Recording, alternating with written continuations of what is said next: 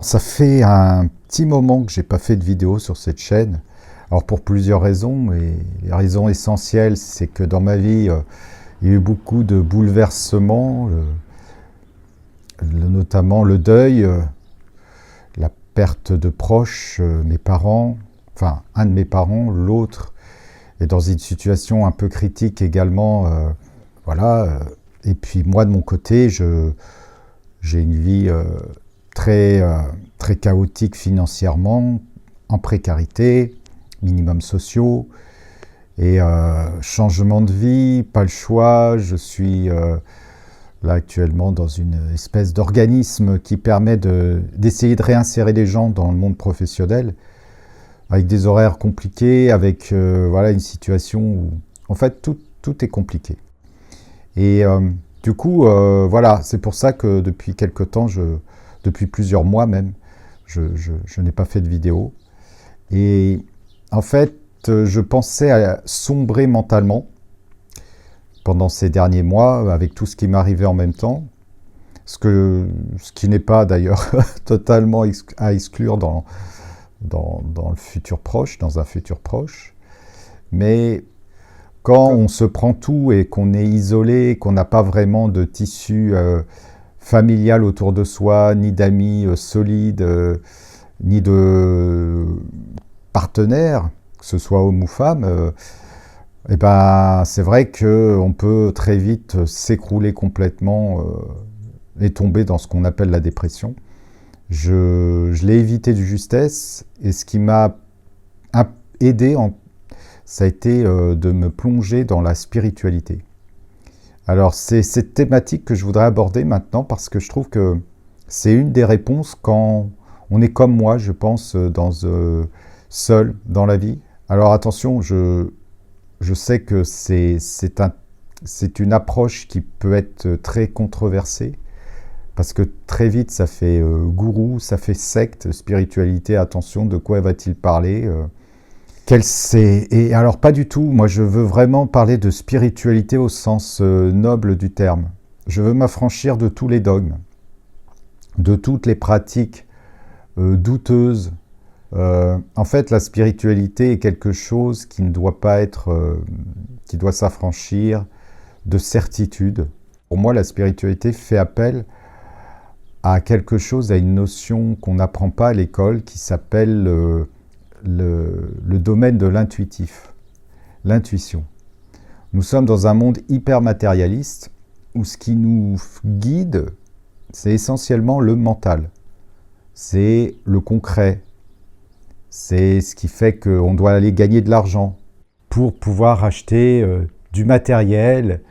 C'est ce qui nous fait penser que grâce à ça, on va être heureux, pour acheter une belle voiture, une belle maison, une belle villa, une piscine. Ce serait ça, en fait, le bonheur. En fait, voilà, être riche pour se débarrasser de tout le stress, les ennuis liés à l'argent. Ce qui n'est pas faux dans un sens, puisque notre société est basée sur l'argent. En fait, depuis des années, des centaines d'années, on a un système de valeurs qui est la valeur de l'argent. Et il n'est pas équitable, donc il faut se soumettre à ce maître argent pour ne pas sombrer dans la précarité et du coup se sentir plus libre entre guillemets, parce qu'on n'est pas étranglé par comment retrouver chaque jour, comment faire pour payer ceci, payer cela. Surtout que dans nos sociétés, en tout cas en Occident, peut-être moins dans d'autres pays, le taux de prélèvement, d'imposition, l'inflation, tout augmente. C'est en train d'exploser de partout. L'énergie, les biens de consommation courante n'ont jamais été aussi chers qu'aujourd'hui. Moi, encore une fois, hein, je viens de l'ancien monde, d'avant rentrer dans l'Union européenne, c'est-à-dire à l'époque où il y avait le franc. Et on avait une monnaie qui était indexée sur l'inflation, ce qui fait que le niveau de vie était nettement supérieur à ce qu'on vit, alors qu'on a l'impression qu'on a plus d'argent aujourd'hui que quand on vivait à l'époque où on était à l'époque du franc. Et c'est complètement faussé, c'est une vision fausse. Bon bref, là je m'écarte du sujet qui est la spiritualité. Mais notre monde est basé sur on va dire, l'antagoniste de la spiritualité qui est le monde de l'argent. Et du coup, je me suis un petit peu penché pendant cette période difficile, critique, sur ces notions de spiritualité. Et alors celui qui paraît le plus évident, c'est celui de la religion. D'ailleurs, je ne sais plus qui disait le 21e siècle sera religieux ou pas. Et effectivement, on voit de plus en plus, même dans les populations jeunes, des personnes qui se retournent de plus en plus vers la religion, alors qu'il y a quelques années en arrière, on était de plus en plus athéiste à ce niveau-là. Et on a une quête de foi. Alors la spiritualité, ça passe par des religions, mais le problème de la religion, c'est que ce sont comment dire, il y a un côté dogmatique.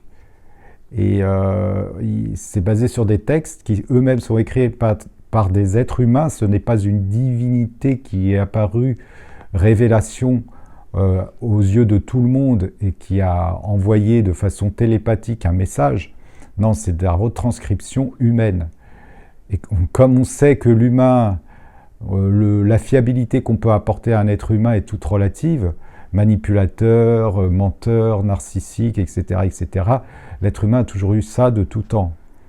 Donc, moi, les écrits, c'est toujours quelque chose que j'ai pris avec des pincettes. L'histoire elle-même, quand est faussée. Hein, celui qui a écrit l'histoire, il l'a vu sous un prisme. D'abord sa propre vision du monde, et puis des faits qui sont peut-être pas objectifs. Et voilà. Donc le problème d'un dogme, c'est que celui qui n'est pas dans ce dogme, qui ne suit pas ses préceptes, est dans l'erreur. Donc il y a ce côté excluant. Les autres sont... voilà. Et c'est ça le problème des religions. Par contre, il y a des messages dans les religions que je trouve intéressants. Les messages qui sont liés à tout ce qui est du sentiment amoureux. Enfin, l'amour au sens large, pas l'amour physique ou l'amour d'un attachement ou d'un coup de foudre. C'est l'amour dans toute son amplitude. D'aimer les autres, de considérer l'autre comme soi-même, donc de respecter, le marque de respect, la notion du pardon. Et c'est vrai que ça, c'est pour moi des messages importants en termes de spiritualité qui élèvent le champ de conscience spirituel. Et je trouve que ce message-là, moi personnellement, alors c'est peut-être parce que c'est ma culture, je le retrouve plus dans le message chrétien, le message de Jésus-Christ. Mais pourtant, je ne suis pas baptisé, donc je ne suis pas chrétien à proprement parler. Mais le message de Jésus-Christ, je le trouve beau. Que je ne retrouve pas forcément dans d'autres religions. Il y a des religions qui ont quand même des notions de vengeance et de ni pardon ni oubli. Bon, moi je trouve que ce n'est pas un bon message. Maintenant, voilà. Et puis, je me suis aussi intéressé à tout ce qui est pratique, on va dire New Age, où il y a une forme de spiritualité qui fait appel, encore une fois, à cette notion de ce qui est en dehors du mental, du champ de conscience, pour aller vers l'intuition, vers la spiritualité. Alors, il y a plein de pratiques, ça peut être la méditation, qu'on retrouve notamment dans des techniques comme la sophrologie. Le Reiki, c'est une autre pratique qui vient d'Asie, je crois, du Japon. Encore plus loin, en termes de méditation, il y a ce qu'on appelle le tantrisme, mais bon, là encore, ce sont des mouvances qui prêtent souvent à certains pratiquants ont un côté gourou, ou même carrément on peut tomber dans des sectes. D'ailleurs, le Reiki est considéré, je crois, au Japon comme faisant partie d'une secte. Il faut savoir que le Japon, là-bas, c'est là où il y a le plus de sectes, car elles ne sont pas interdites. Dans certains pays, voilà, comme la France, les sectes je crois que c'est interdit par tout mouvement sectaire est interdit par la loi. Il faut savoir faire à sa sauce, prendre par-ci par-là et créer soi-même sa propre spiritualité. Il faut se méfier des gens qui sont dans l'affirmation de quelque chose. Une spiritualité enseignée peut être intéressante. C'est une vision de quelqu'un qui a compris certaines choses. On est tous réceptifs à ce que je pourrais appeler de l'ordre de l'intuition. Il y a la pensée donc, que notre cerveau fabrique, et il y a une pensée en dehors de notre cerveau, mais que notre cerveau peut capter également, comme des ondes que capterait un poste de radio, par exemple, un transistor pour les vieux de ma génération. Voilà, on écoute de la radio par les ondes hertziennes. Ces ondes-là, elles existent et on ne les voit pas. Elles ne sont pas matérialisées, elles ne sont pas visibles, elles donnent une information. Le poste de radio arrive à les capter. Une fois que le poste de radio a fait sa vie, est mort, ça ne veut pas dire que les ondes n'existent plus. Elles continuent à être émises. Seulement, le poste de radio, lui, ne les capte plus. Notre cerveau, je pense, c'est un peu comme ça. Donc, tout ce qui est du champ d'intuitif, c'est un signe vibratoire sur une autre fréquence, si on veut, que celle dans la vie telle qu'elle nous paraît, dans notre concret de tous les jours, qui est une illusion d'ailleurs, mais je ne vais pas rentrer, c'est compliqué, ça pourrait faire des heures et des heures de débat sur qu'est-ce qu'est la réalité. Le temps est pareil, c'est le temps que l'on perçoit n'existe pas. Il y a d'autres dimensions où les choses sont affranchies de temps et notre pensée. Et puis, voilà, après, chacun fait à son idée par rapport à son ressenti. Mais faut se méfier des gens qui donnent une méthode et en disant, voilà, c'est comme ça, la vérité, elle est là, je détiens la vérité. L'être humain, ça fait partie de ces moteurs qui l'animent. Et ceux qui divulguent de la spiritualité, malheureusement, beaucoup ont ces tendances-là également. Donc, méfiez-vous toujours de gens qui expliquent que ça, c'est la vérité et qu'il faut suivre cette ligne-là, parce que sinon, on se trompe et c'est très grave. Quelqu'un qui a ce discours-là, fuyez-le, je vous en supplie, fuyez-le. Par contre, quelqu'un qui enseigne une forme de spiritualité et essaye de faire comprendre à ses, je dirais, patients, je ne sais pas comment appeler ça, qu'il faut qu'ils trouvent leur réponse par rapport à leur sensibilité propre à eux, leur réponse intérieure et comment y accéder par la méditation, par plus de développer aussi son côté contemplatif, c'est très important pour arriver à la spiritualité.